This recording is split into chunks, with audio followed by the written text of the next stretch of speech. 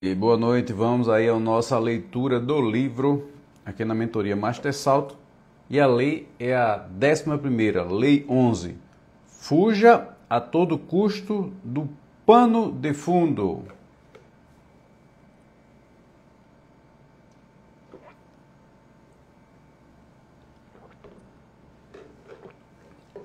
Como eu estava dizendo antes,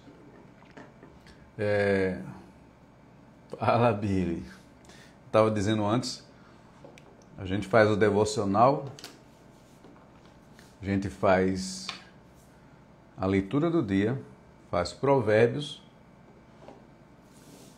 e aqui no Instagram e depois tira todos os vídeos ao vivo e sobe lá para... Tô vendo aqui que a Bárbara está se comunicando lá no grupo. Chama ela para live, Billy. E aí a gente sobe no Instagram só dos mentorados, tá bom? Então vocês podem ver quando quiserem. Então a lei 11 é o seguinte, eu acho que essa lei é bem comprida, quer ver? É um pouco comprida. Boa noite, Bárbara. Fuja a todo custo do pano de fundo. Esta lei vai ensinar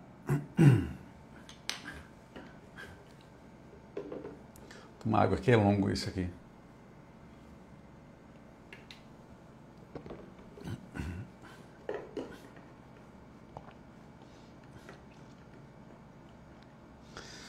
Esta lei vai ensinar a ciência de atrair a atenção das pessoas para tudo que você escreve, diz ou produz. Olha só. É o segredo por trás de todos os famosos contadores de histórias, profissionais de marketing e criadores do planeta. Vou ter que arrancar meu braço. Durante 6 dias, Aaron Henston manteve-se vivo graças a uma determinação ferrenha. A sua esperança inspiradora e a capacidade inata e poderosa que o ser humano tem de sobreviver. Algo que todos temos programado em nosso âmago. Todos temos, tá? O que lhe permitiu ignorar a dor extrema por tempo suficiente para amputar o próprio braço. Caraca. Em um dia da primavera de 2003, Houston pegou o carro e viajou sozinho para Moab, no estado americano de Utah, para realizar a impressionante trilha Slick Rock de mountain bike.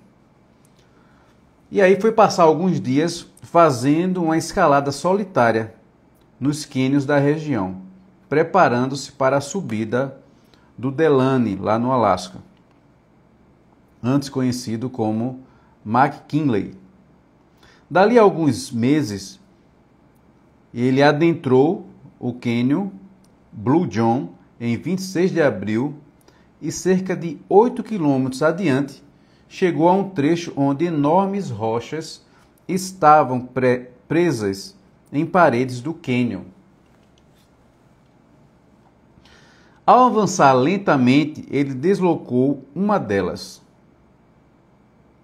de mais de 360 quilos. Uma baita rocha, né? Que deslizou e esmagou sua mão direita contra a parede. Caramba! Deixa eu colocar aqui, deixa eu fixar aqui o comentário.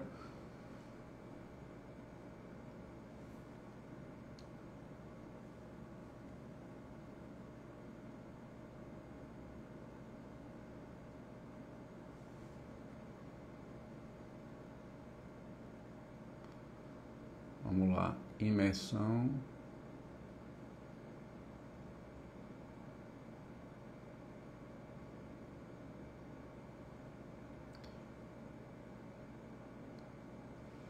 Comenta salto, né? Melhor, né?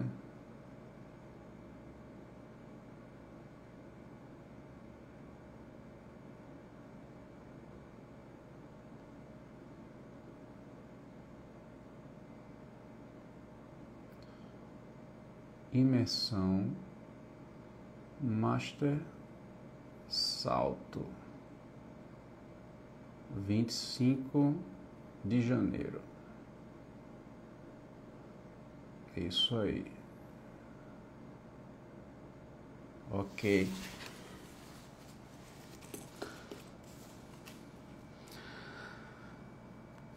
Ao avançar lentamente, ele deslocou uma delas, com mais de 360 quilos, que deslizou e esmagou sua mão direita contra a parede. Meu Deus! Não apenas a mão sangrenta ficou inutilizada. E como ele não tinha como deslocar a rocha, estava preso. E não tinha contado a ninguém onde ele estava. Olha só. Carregava consigo apenas uma bolsa d'água e barrinhas de cereais. E levaria dias até seu desaparecimento ser declarado. Houston estava preso depois de um tempo de incredulidade e desespero, tentando libertar o braço, ele conseguiu se acalmar. O braço dele ficou preso na rocha. Putz grille. 25. Não tá 25? A imersão Master Salto é no próximo dia 25, no Centro de Eventos Recife. Isso é um sábado, tá? Se você quiser participar, comenta eu quero ou salto.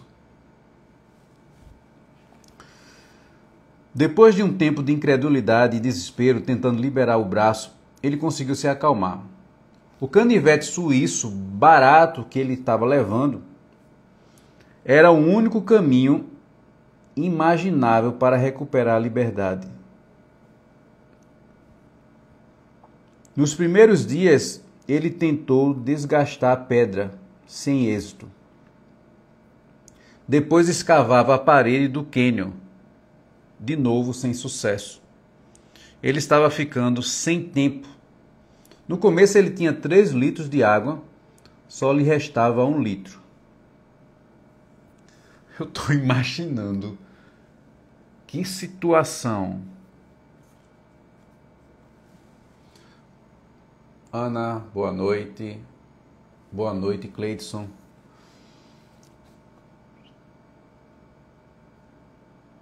Em suas próprias palavras, a dor eu já tinha superado. O medo eu já tinha superado, mas não tinha como superar a sede.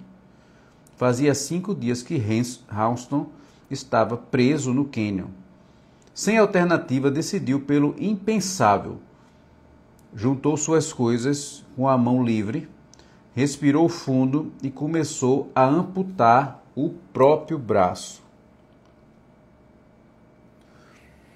Por alguns instantes, ele contemplou a lâmina suja do canivete e então enterrou-a no membro que estava preso. Tem como pular essa parte, não? Dá para pular essa parte, não?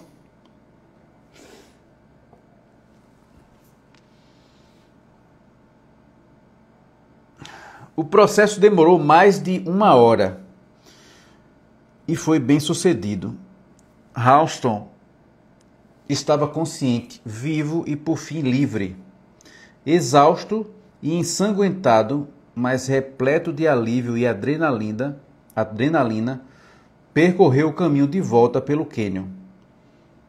Depois de quase 10 quilômetros, foi encontrado por um grupo de turistas que o levou a um local seguro.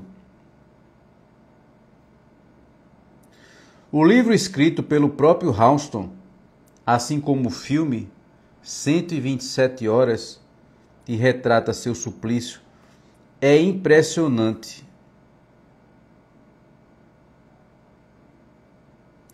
como ele enfrentou a situação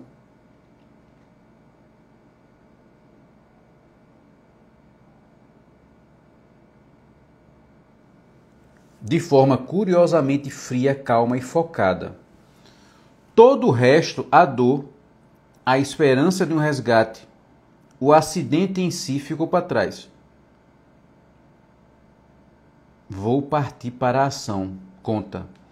Esse exemplo, embora radical, ressalta uma das ferramentas de sobrevivência que vem de fábrica no cérebro humano. A capacidade de ignorar informações que ele não considera relevante, de modo a conseguir focar nas informações novas e incomuns que são mais importantes para o bem-estar e a sobrevivência, ainda que, como foi o caso de Houston, esses dados venham sob a forma de uma dor insuportável, uma situação complicadíssima e um sentimento de desesperança. Isso aqui eu tenho que marcar, né? Nosso cérebro humano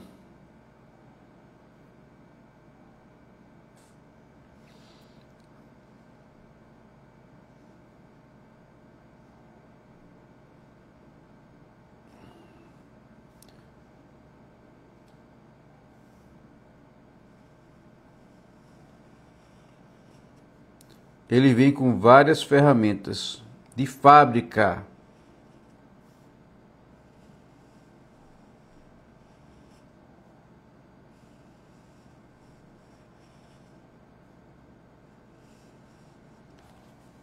Para a nossa sobrevivência. Basta você usar, tá bom?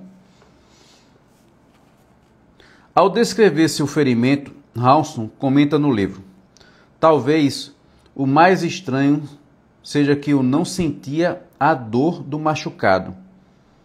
Tinha tantas outras coisas erradas na situação em que eu me encontrava que esse sofrimento não era importante. Ele não era importante o suficiente para roubar a atenção do meu cérebro. O que Houston descreve é o importante fenômeno psicológico da habituação.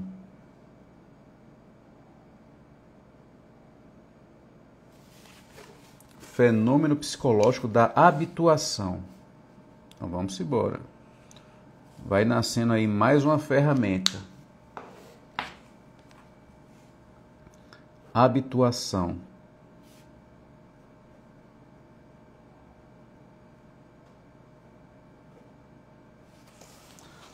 A habituação, agora parte de novo aqui, né? A habituação é uma característica neurológica de nascença, ou seja, é inato, que nos ajuda a focar no que importa e ignorar as coisas que não exigem concentração urgente. Elie Wiesel, sobrevivente do Holocausto, prisioneiro dos campos de concentração de Auschwitz, lá na Segunda Guerra Mundial, né, descreveu que ele e os companheiros aguentavam a ameaça constante de violência e morte, além dos sons assustadores e os cheiros nauseantes. Quanto mais tempo passavam no campo, mais o cérebro deles se habituavam, desensibilizavam-se dos perigos, olha só, dos sons, dos odores e dos demais tormentos enfrentados. Pavel, um jovem poeta checo, ao chegar no gueto, controlado pelos nazistas, contou como as pessoas logo se acostumavam com o ambiente novo e apavorante. E ele diz assim, ó: todos nós nos acostumamos ao ruído de passos nos corredores dos alojamentos. Já estávamos acostumados às 4 paredes escuras que cercavam cada alojamento. Já nos acostumamos a fazer longas filas às 7 da manhã, ao meio-dia e novamente às 7 da noite, segurando uma tigela para ganhar um pouco de água quente com gosto de sal ou café, ou algumas batatas. Tornou-se normal dormir sem cama, viver sem rádio, toca-discos, cinema, teatro e sem as preocupações típicas das pessoas comuns. Nós nos acostumamos a ver gente morrendo na própria sujeira e ver os enfermos em meio ao nojo e à imundície. Nós nos acostumamos a usar a mesma camisa a semana inteira. Afinal, a gente se acostuma com tudo. Na habituação, o cérebro se ajusta a estímulos repetitivos, ignorando ou minimizando a importância deles. Top, né?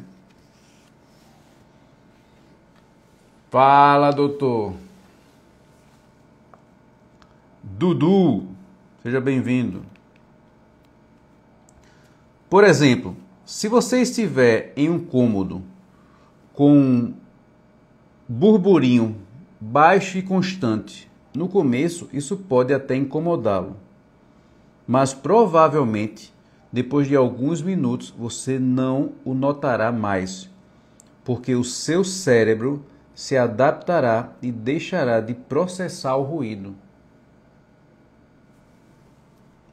Fala do... Trata-se de um fenômeno cognitivo que libera a nossa capacidade mental para outras coisas, coisas novas que podem nos ajudar a sobreviver, e que pode ser encontrado em qualquer animal com cérebro. Em um estudo, os pesquisadores colocaram ratos em um labirinto que levava a um chocolate. Então, monitoraram a atividade cerebral deles. Na primeira vez em que o rato estava no labirinto, farejando o ar e arranhando as paredes, seu cérebro estava explodindo de atividade, como se analisasse cada novo odor, visão e som. Embora a aparência do animal fosse de calma, o cérebro do rato processava tudo frequentemente. Contudo, depois que o rato encontrava o chocolate e era colocado de volta no labirinto para encontrar um segundo pedaço escondido no mesmo lugar, a atividade cerebral desaparecia por completo. O rato entrava no piloto automático, já não precisava mais de processar as coisas. Estava acostumado com o labirinto, por isso avançava correndo no piloto automático direto para o chocolate, sem se deter. Da mesma forma que passamos inconscientemente pelas coisas da vida com as quais estamos acostumados, seja no trabalho, na academia, dentro de casa. Eu tenho um exemplo prático. Sejam todos bem-vindos, bom dia, boa noite. Um exemplo prático. Estava assistindo do Adonis, perdeu nada. A do Adonis é excelente. Um exemplo prático, né? Você vai fazendo aquela atividade constantemente. Por exemplo, dirigindo. Quantas vezes, isso aconteceu comigo diversas vezes. Quantas vezes você vai tanto num percurso, dirige tanto para um local, por exemplo, quem trabalha todo dia indo para o expediente, você está conversando no carro, né? Está dirigindo e conversando com o carro, de repente, quando você olha, o ponto que você está já está muito à frente e você não lembra do caminho. Já aconteceu isso com vocês? Coloca aqui para mim. Você não lembra do caminho.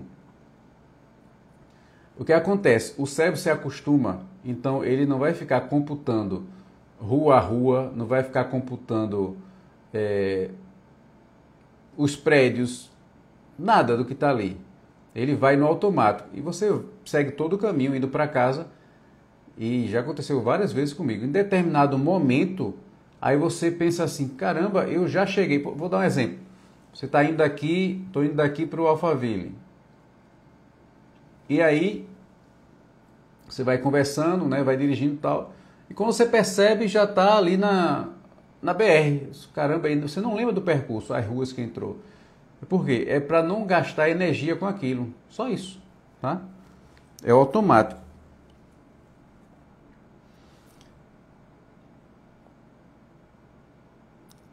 Como o cérebro do rato passou para o piloto automático, ele liberou a capacidade cognitiva para pensar em outras coisas.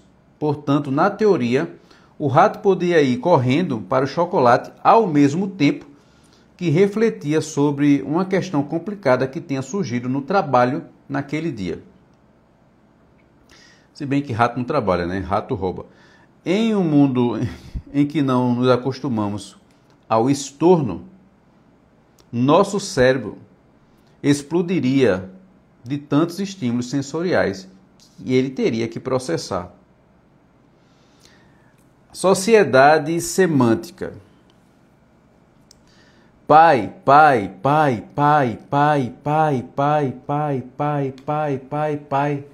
Já percebeu que quando repete uma palavra sem parar, ela começa a perder sentido? Até quando você a lê repetida o tempo todo, como foi o caso da página anterior, pai, pai, pai, pai, pai, pai, pai, o cérebro acaba apagando o significado dela. Essa perda de familiaridade pode dar a impressão de que a palavra pertence a outro idioma. Observe-a por mais tempo e talvez ela fique parecendo um mero amontoado de letras.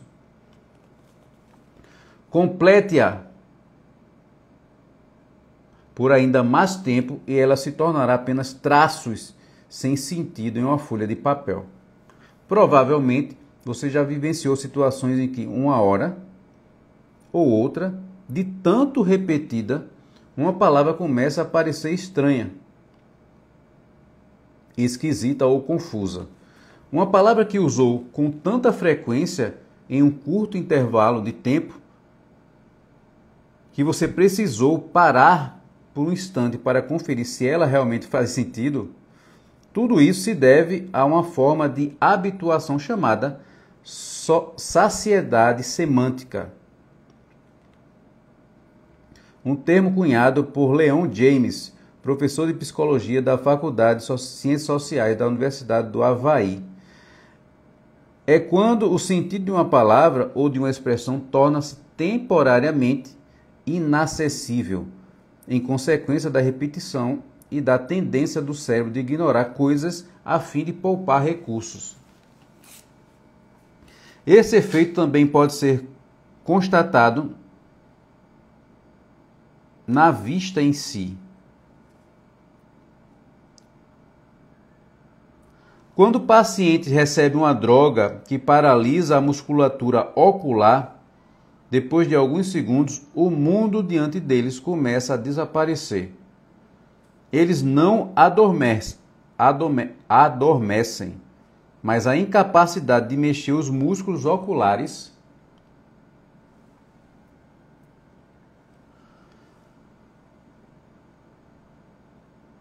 faz com que exatamente o mesmo padrão luminoso atinja os receptores no fundo do olho. Isso também acontece com todos os nossos sentidos.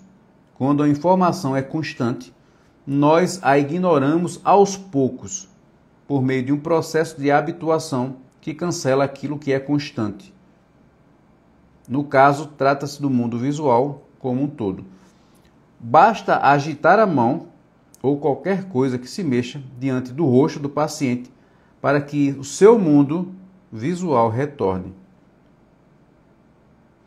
Aí, como ocorre a habituação?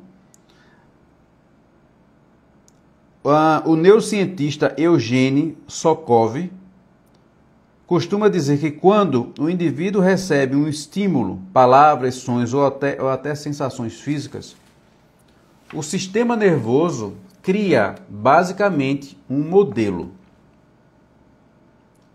O modelo daquilo que causou o estímulo, o que ele é e como o cérebro deve reagir.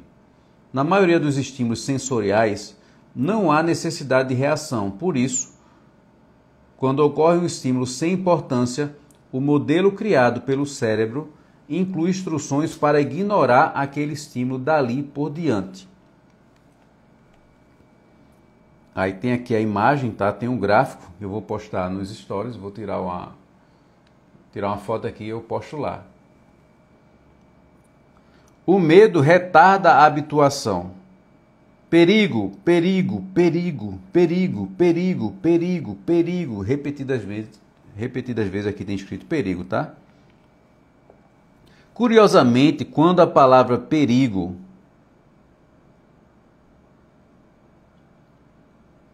ela pode ser afetada pela saciedade semântica, mas há variação no tempo que demora até que cada uma comece a perder sentido. Por exemplo, palavras emotivas ou com conotações dramáticas como perigo parecem não sofrer o efeito da saciedade semântica. Ou seja, parece que ela não perde o sentido à medida que você vai repetindo. Como nosso cérebro estabelece outras associações fortes com essas palavras, é improvável que o seu sentido se perca. De todas as expressões faciais, aquelas relacionadas às ameaças parecem ter o maior impacto, por razões óbvias, voltadas à sobrevivência, lógico, né? É importante para o ser humano conseguir distinguir a expressão de alguém ameaçado de uma que reflete serenidade. Ou seja, as palavras perdem sentido, mas quando ela traz um risco à sua sobrevivência, você ouve e mantém o sentido dela, mesmo que ela sendo repetida. Porque tem outros alertas, outros estímulos de alerta, né, para a sobrevivência.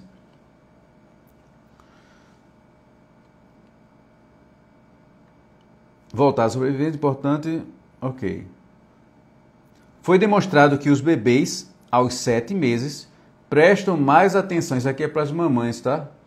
Foi demonstrado que os bebês, já aos 7 meses, prestam mais atenção em semblantes amedrontados do que em expressões felizes ou neutras. Que massa! Tendo feito o teste AB com mais de 200 miniaturas de vídeos em meu canal do YouTube ao longo dos últimos 2 anos, verifiquei de forma constante que, quanto mais animada, ameaçadora ou apavorante é a expressão da miniatura, mais cliques o vídeo obtém. Olha aí, ó.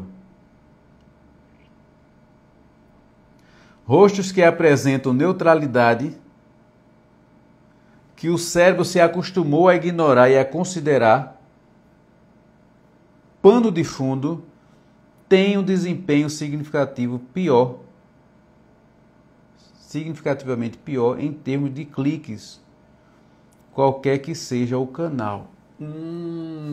Pescou essa? Pegou o código? Cris. Adson. Pegou o código? Tá aí o código da lei. Vou ler de novo, tá? Vamos usar ao nosso favor. Começar a colocar nas thumbs.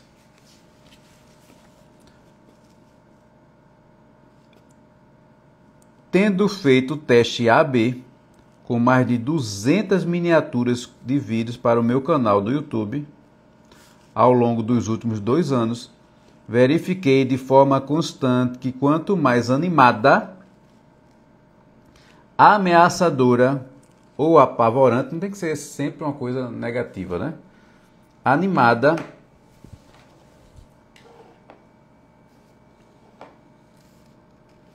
quanto mais animada, ameaçadora ou apavorante, é a expressão da miniatura, mais cliques o vídeo tem.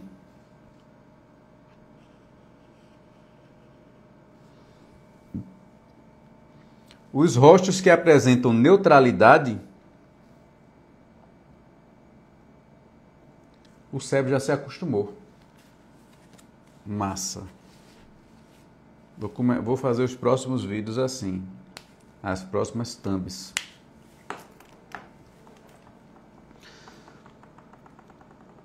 Você se acostuma com a música e o som. Ao longo dos anos, Leon James descobriu que saciedade semântica é bem mais do que simplesmente algo que impacta aquilo que lemos. Ela funciona para qualquer visão, odor ou som. Se você tem um gato ou um cachorro, isso aqui é para quem tem pet. Se você tem um gato ou um cachorro, já deve ter notado como eles dormem facilmente enquanto você assiste a Netflix, conversa ou ouve música alta. Isso se deve ao mesmo processo de habituação. Em um estudo, um som em volume alto foi reproduzido para um gato adormecido. Ele acordou imediatamente. Porém, quanto mais tempo o mesmo som era tocado, o gato demorava um pouco mais para acordar, até que por fim ele continuou dormindo. No entanto, se o som variava um pouco, o animal despertava na mesma hora. Não sei se vocês lembram, pelo menos na minha época, né, do ventilador. Quando podia, né, usar ventilador, a gente se acostumava com um barulho, um som do ventilador. De tal forma que você dormia com o barulho. Não era nem se estava ventilando. A internet está péssima, né, Cris? Não tem problema não. Você nem mais se ligava se estava ventilando ou não, mas o barulho do ventilador, ele fazia você adormecer. Você conectava, né, a hora de dormir ao barulho do ventilador. James também explorou os fenômenos da música e concluiu que as canções que disparavam para o topo das paradas de sucesso, sendo assim tocadas no rádio com mais frequência, também eram aquelas que saíam da lista mais rapidamente. Tinham atingido a habituação. Por sua vez, as músicas que subiam na lista de maneira mais lenta, até as primeiras posições, caíam com a mesma lentidão. Sua luz ia se apagando aos poucos em vez de desaparecer por completo de uma vez. Com isso em mente, dá para entender que gostamos de ouvir a mesma música várias vezes. Essa questão me leva a mais um fenômeno psicológico chamado o efeito de mera exposição.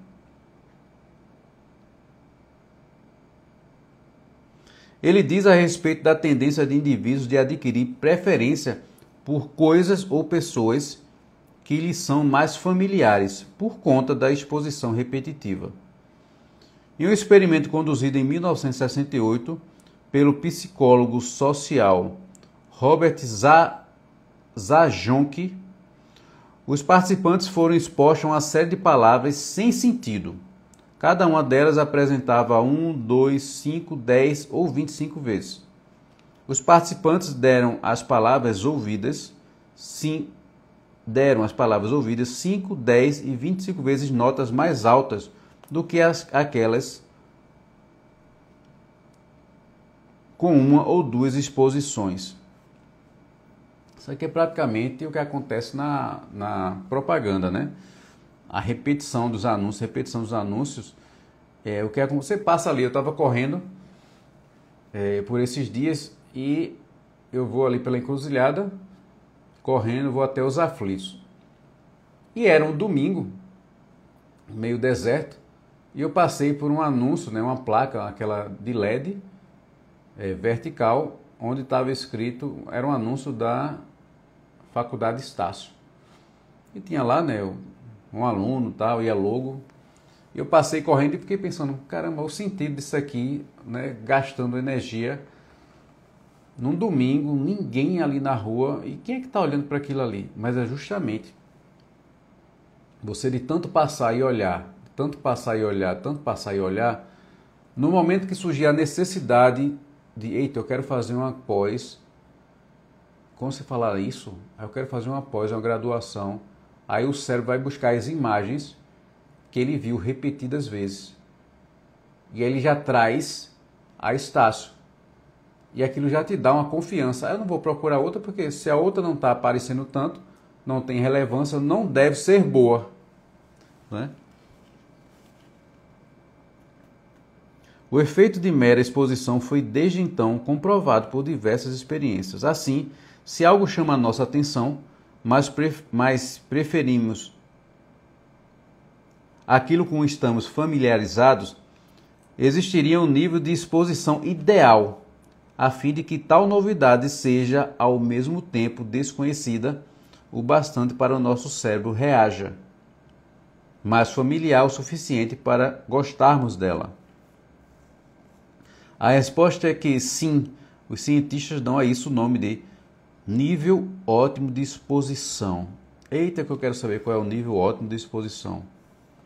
Exposição, atenção e o ponto do gosto. Isso aqui é bom para o Edson escutar. Criar produtos que atinjam o ponto ideal de novo bastante para atrair a atenção do cérebro, mas conhecido o bastante para ser amado, é a luta de toda gravadora e todo produto musical.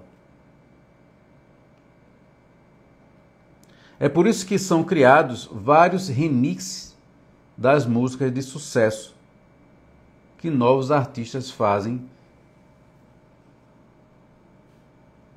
de clássicos e que a maioria das canções tem acordes, sons e melodias que nos são familiares.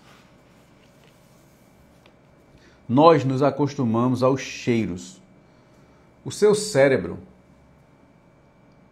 Esther, boa noite. O seu cérebro também se acostuma com cheiros. É por isso que as pessoas precisam perguntar ao amiguinho se estão fedendo. Os receptores, olha que massa, o seu cérebro também se acostuma com cheiros.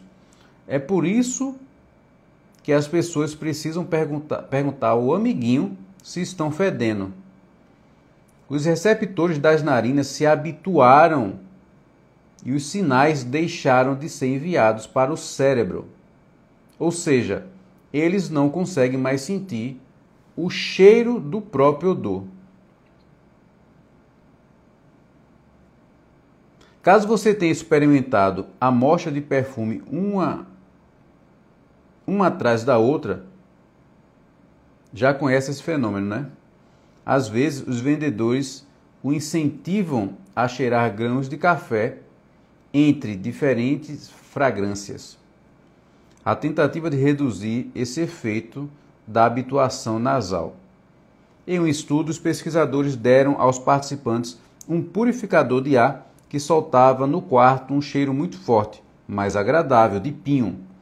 A quantidade usada foi a mesma, todos os dias durante 3 semanas. Os cientistas observaram que, a cada dia, os participantes ficavam menos sensíveis ao odor e perguntavam com mais frequência: tem certeza que ainda está funcionando? Que massa, né? A habituação e a saciedade semântica no marketing. Agora vem para o digital. É irônico que eu tenha passado tanto tempo lendo sobre saciedade semântica. Consultei milhares de artigos, estudos e vídeos. Que o tempo aos poucos tinha ficado desprovido do sentido e virado pano de fundo da minha cabeça. Em vários momentos, enquanto pesquisava e escrevia sobre esta lei, tive que preparar para checar se estava usando a expressão certa. Porque era como se meu cérebro tivesse ficado entorpecido, anestesiado e insensível a ela. Da mesma forma, graças às pesquisas recentes sobre o conceito, os profissionais de marketing estão repensando suas estratégias de vendas. Um exemplo oportuno é aquilo que se tem chamado de topor da Black Friday. Com o uso excessivo, o termo Black Friday já não é mais um chamariz. Foi aplicado tantas vezes que para muita gente agora passa despercebido. No marketing, qualquer palavra ou expressão eficaz acabará sendo explorada em excesso, levando ao abuso e à perda de potencial. O jornalista e escritor Zachary Petit afirmou, olha só, a gente está falando aqui da Black Friday, né?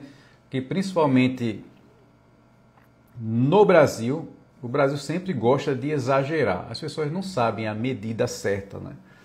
Não é um país sério, né? Vamos falar a verdade, não é um país sério. Se a gente não tem líderes sérios, se a gente não tem um governo sério, não podemos ter um país sério. E as pessoas, em vez de se incomodarem com isso, elas preferem ou dizer que não gostam de política, ou preferem entubar aquela mesma situação e dar uma de doido, né? Pagar de louco e dizer que não está acontecendo nada, só para não engolir o orgulho, tá? Então vejam só, isso se usa no Brasil de forma ridícula, porque nos Estados Unidos, até onde eu sei, a Black Friday é uma sexta-feira negra, onde as pessoas fazem fila para comprar um determinado produto ou vários produtos. Aí o brasileiro, né, querendo levar vantagem em tudo, achando que somos idiotas, principalmente o comércio, ele pega um preço, não todos fazem isso, mas a grande maioria faz. Pega um produto que já está há muito tempo no mercado ali, principalmente os mais parados, e baixa um preço semanas antes da Black Friday, e naquele dia eles fazem o desconto que já era o preço. Mas o pior, eles não usam só o dia, eles usam o quê? A semana, ao mês. A Black Friday do Brasil começa 3 meses antes. Semana Black Friday, semana... Que conversa é essa? Que palhaçada é essa? A gente está acostumado do jeitinho, esse negócio de jeitinho brasileiro, o jeitinho brasileiro, né? Para mim isso é malandragem. Você acha bonito aqui, lá fora isso é visto como malandragem e é visto da forma correta, tá? Outro exemplo interessante seria a palavra revolução. Em 1995, um colega jornalista e eu iniciamos um projeto. Depois de notarmos a frequência em que os termos revolução e revolucionário eram usados em anúncios impressos, vasculhamos diversas edições de um jornal de 1950 e 95. Nossa conclusão foi a palavra revolução. Era usada apenas de forma esparsa até a final dos anos 60, geralmente em referência a autênticas revoluções políticas. Veja só, a palavra tem um sentido autêntico. Aqui ele está falando de revolução. Como tem o sentido autêntico a democracia. Existe um sentido autêntico da palavra democracia. Democracia é simplesmente uma única coisa. Isso é democracia. Quando você banaliza, como a gente vê hoje em dia, banalizando, democracia, o Estado de Direito, Estado Democrático de Direito, ninguém nem sabe mais o que é, porque está todo mundo avocando um termo sem usar a definição correta do que é o seu próprio, cada um tem a sua própria democracia agora. A democracia que é uma coisa para todos, que é uma liberdade de expressão de todos, independente de você concordar comigo ou não. Eu estou falando aqui, você não está concordando aí do outro lado, e mesmo assim eu posso falar, não te ofendendo. Só que minha posição firme, segura do que eu acredito, eu tenho que manter. E você tem uma opinião firme, segura do que você acredita, você tem que manter. Eu tenho que respeitar, mesmo discordando. Só que uma democracia onde um lado fala e o outro lado é calado, ela não é há muito tempo, tá? Só que se evoca muito isso o tempo todo. Diga, amor. Tem live, É. Guarde o meu. Vou pegar. Então, se a gente fala muito de um termo, ele perde o valor. Entendeu? Agora mesmo chegou aqui a minha rainha e minha filha. E eu parei para responder, né, Carol? Deixa eu voltar aqui. Contudo, ao final dos anos 60, a palavra começou a ser empregada com frequência, tanto pelos partidos políticos convencionais, esquerda e da direita, quanto por grupos de jovens. Então, em uma edição do jornal meados de 1970, nos deparamos com a propaganda de uma marca de imóveis cujas cadeiras de escritórios eram fabricadas como uma revolucionária tecnologia suíça. Depois disso, encontramos um anúncio atrás do outro destes produtos eletrônicos e medicamentos até chocolate. Leite, óleo de cozinha, sabão em pó, todos afirmando que eram revolucionários. Algumas décadas depois de tão usado, o termo revolucionário perdeu seu sentido, tendo no campo político, tanto no campo político quanto em termos de apoio e apelo de marketing. Na prática, seu poder desapareceu. Quanto mais você usa um termo, tirando ele do contexto, avocando ele para você o que você acha, vai perdendo a função, vai perdendo a credibilidade. Tá? Então, muito se fala agora, né? Ismo daquilo, vai perdendo o real valor. Mesmo que seja um valor negativo, que muitos são um valor negativo, mas você vai diminuindo de tanto falar, Essa é a estratégia, principalmente da esquerda. Fala muito de uma coisa, golpe, revolução, golpe, isso. De tanto democracia, de tanto falar, ele vai diminuindo o valor da palavra e você agora não sabe mais o que é. Tá? Você é um mané manipulado por um grupo revolucionário. E como evitar o filtro da habituação? Agora nós fomos atingidos por aquilo, por aquele mal, e aí vem, tudo tem um remédio, tá? Como evitar o filtro da habituação? Aqui vai um segredo que eu gostaria que você guardasse para si, a fim de evitar que essas palavras sejam exploradas demais e percam sua potência.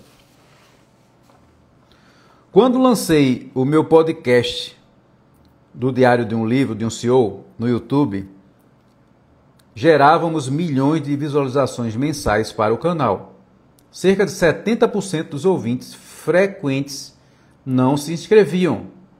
70% das pessoas não se inscreviam no canal. Numa tentativa preguiçosa de forçá-los a fazer isso, acrescentei a expressão: por favor, curta e se inscreva no canal, na introdução, que é a expressão adotada por todo criador de conteúdo para o YouTube. Então, se subia o vídeo, simplesmente o podcast e não se pedia, tá? Então ele introduziu na introdução do vídeo esse pedido: curta e se inscreva no canal. Aquilo não teve quase nenhum impacto sobre o meu índice de conversão em inscritos. Meu canal continuou a receber inscrições em um ritmo de conta-gotas. Ao refletir a fundo sobre as possíveis causas, formulei a hipótese de que, quando a expressão curta e se inscreva é o padrão usado por todos os criadores de conteúdo como call to action, chamada para ação ou apelo à ação, talvez o cérebro dos usuários já tivesse se habituado a ela. Talvez a frase esteja sendo tão utilizada que as pessoas nem ouçam mais quando a digo. Que interessante. A gente fala, se inscreva no canal, se inscreva no canal. De tanto você escutar isso de mim ou de outros criadores, influenciadores, você acaba não tomando uma ação porque o cérebro não escutou mais aquilo ali, nem como comando. Elaborei uma nova expressão com base nas leis da habituação. Nos segundos iniciais dos meus vídeos do YouTube, passei a falar assim: 74% de vocês não assistem este canal com frequência. Não estão inscritos nele. É um dado tão específico, revelador e instigante que o cérebro presta atenção nele, evitando o filtro da habituação. Ou seja, vou passar, isso aqui eu aprendo junto com vocês, tá? Então eu vou passar a mudar o meu call to action, principalmente para inscrição no YouTube e inscrição no Instagram. E se você está aqui, tem essa oportunidade de... Isso é o fantástico do crescimento, do aprendizado. Durante toda uma live, seja ela minha, de outra pessoa, não importa quem seja, às vezes uma frase é um conteúdo para você. Às vezes uma frase vai fazer você mudar uma ação. E aquela ação vai dar um resultado. A menos que você escute e deixe passar. Tá? Então, você que ouviu, que está aqui nessa live, que vai passar depois, pratica só essa ação. Muda o call to action das suas redes sociais, do seu Instagram. Tá? Cria uma frase antes para pedir a inscrição ou compartilhamento.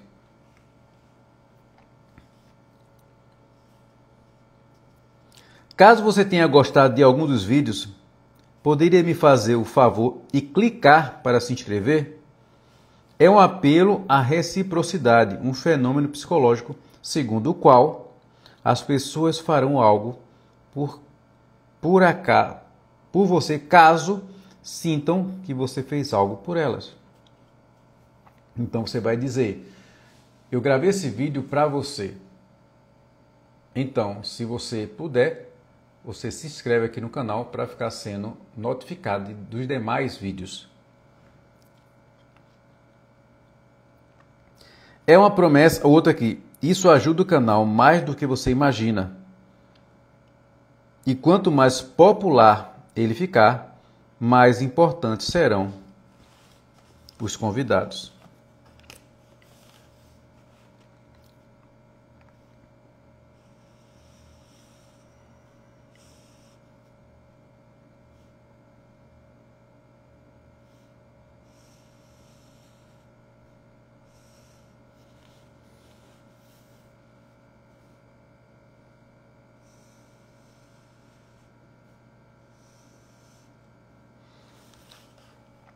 Isso já ajuda o canal mais do que você imagina, e quanto mais popular ele ficar, mais importantes serão os convidados.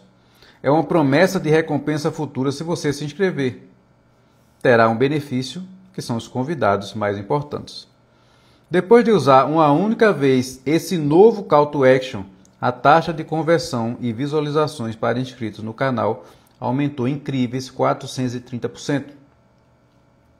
Com isso, viramos o podcast do YouTube que mais crescia no mundo, superando o lendário Joe Rogan. Passamos de 100 mil para milhões de inscritos em questão de meses. E o site socialblade.com prevê que dentro de 5 anos superaremos os 30 milhões.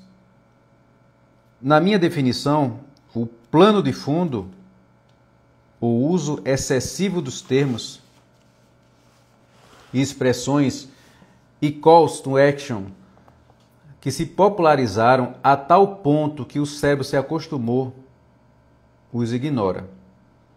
É o inimigo de um storytelling e de um marketing eficaz e de sucesso. Os profissionais da área recorrem ao lugar comum por preguiça, aversão ao risco e a falta de criatividade. Mas esta lei explica que quanto mais você tem uma mensagem importante e quer se infiltrar no cérebro das pessoas, atraindo sua atenção e tendo o sentido de mensagem captado, deve usar uma terminologia inesperada, incomum e que ainda não tenha sido saturada.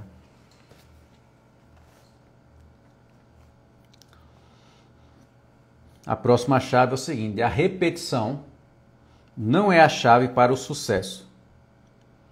No marketing, costuma-se dizer que a repetição é a chave para o sucesso. Um princípio valorizado na publicidade de massa é que quanto mais o consumidor ver o seu anúncio, mais provável é que ele o incite a agir. Em um primeiro momento, isso até pode ser verdade, porque todo aprendizado depende da apresentação repetitiva de certo estímulo. Porque a gente aprende o quê? A gente cria um hábito, né, um bloqueio, qualquer coisa desse tipo, a gente cria por forte impacto emocional ou repetição, tá? Então a repetição é uma coisa utilizada pelo marketing. Mas é importante compreender as condições que se tomam esse estímulo repetitivo, se é algo construtivo ou não. Como ocorre com os aprendizados, o não destrutivo como na sociedade. Em inúmeros estudos, pesquisadores constataram que a relação entre a frequência da exposição de uma mensagem publicitária e a profundidade de seu significado pode ser representada por um U invertido. E aí ele fala assim, um U invertido. Deixa eu mostrar aqui. Esse aqui é o U invertido. A parte ascendente da curva, que indica o aumento do sentido, é chamada de geração semântica. E a parte descendente, perda de sentido. É a semântica, é a saciedade semântica. O ponto inicial para os publicitários é onde a curva muda de direção. É ali que o termo, a mensagem ou a expressão atingiu o máximo de eficiência e sentido na mente do consumidor. Após alcançar esse ponto crítico, a mensagem deixa de ser eficaz, mesmo que ainda seja memorizável. Para provocar uma atitude, impulsionar vendas e causar uma reação emocional, nessa hora, caso a expressão, as palavras ou os sons tenham sido utilizados originalmente para impulsionar ações, é preciso ser criativo e bolar um jeito novo de furar o filtro da habituação do cérebro. O melhor marketing é o que causa desconforto. Ele incita o cérebro inativo a um frenesi neurológico. O marketing poderoso exige uma opinião, uma reação e uma emoção. Ele não quer curtidas, quer amor ou ódio. E quando, enfim, atinge o ponto de uma familiaridade habituada, ele muda de forma, capturando mais uma vez a atenção do público. A lei fuja a todo custo do pano de fundo, que é justamente essa lei número 11, deixa eu confirmar para você não ficar desinformado, é a lei número 11. Ela fala o seguinte: as palavras são dotadas de uma grande importância e o destino das ideias, dos políticos e das marcas pode ser decidido por elas. Saber como se comunicar de um jeito que ultrapasse as barreiras, atraia a atenção do público e supere nossos filtros de habituação fará a diferença entre o sucesso e o fracasso em várias iniciativas vida fora. Seu cérebro possui uma ferramenta de sobrevivência pré-histórica profunda. O filtro da habituação, que permite adaptar-se e ignorar até os estímulos mais dolorosos incômodos e fedorentos para que sua mensagem seja ouvida. Conte história de um jeito genuíno, não repetitivo e não convencional. Então, anota esse código aí. Para que sua mensagem seja ouvida, conte histórias de um jeito genuíno, não repetitivo e não convencional. Faça as pessoas sentirem algo de um jeito ou de outro. Por isso que diz, né? Me amem ou me odeiem, né? Mas falem de mim, né? Tem essa máxima aí. Eu não gosto de máxima, mas eu já ouvi muito. Então, essa foi a lei número 11, a gente finalizou. A próxima live falaremos da lei número 13. Vou dar só um spoiler aqui. É preciso deixar as pessoas com raiva. É a lei 12. Tá bom? Vai ser a nossa próxima live, a live do livro. Lembrando que todas essas lives, elas vão ainda essa semana para o Instagram exclusivo, fechado da mentoria Master Salto. Então você que ainda tem a oportunidade de ver aqui as lives, está no feed, assiste o máximo que você puder, que elas vão para o Instagram e também para a X-Grow. Então só os alunos vão ter acesso, tá? Todas as lives têm um ensinamento, todas as lives têm um código, todas as lives têm algo para acrescentar na sua vida, tá bom? Então, forte abraço e até a próxima live. Até mais.